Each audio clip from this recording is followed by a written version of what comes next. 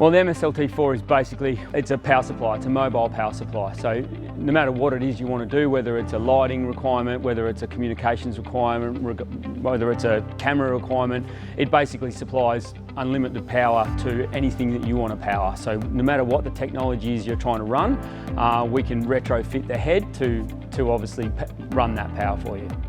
So I spent a lot of time on mine sites throughout my career, and a lot of times I would be driving along and you would see diesel lighting towers just still running during the middle of the day and just spitting fumes out and running away, and they were obviously really inefficient, and I just thought there was a better way to do that. So it was always in the back of my mind that surely there's a better way that you can be powering these sites in remote locations, especially because, you know, in the northwest of WA, for example, the sun is just everywhere and it's an unlimited supply, so why aren't we using it?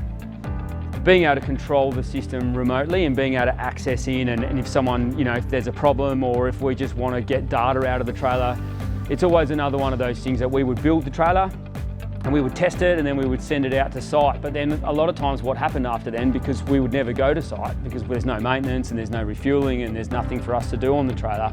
So a lot of times we would never go out there. So we don't really know what the trailer's doing.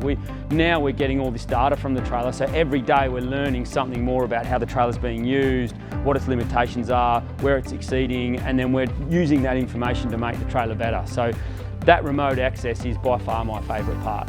I think apart from the obvious, Scope 1 emission reduction, given the carbon intensity of the unit is zero, the most compelling commercial aspect is that there is no OPEX and no maintenance. Therefore, the cost profile of, say, a solar light tower from EcoQuip is half that of a diesel solution. You know, there's no waste oil, there's no refueling, there's no fuel required, there's no component replacement.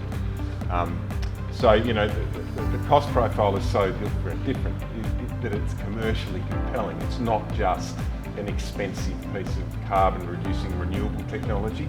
It's cheaper than using the diesel alternative. So that's probably the most important aspect of exploiting what is a new technology we're trying to deploy, because historically what stopped the deployment of renewable solutions is they're expensive, whereas our argument is that we're not that. And this is the sort of technology that we're trying to develop. Solutions that reduce Scope 1 emissions but deliver cheaper operating costs to mining and construction businesses.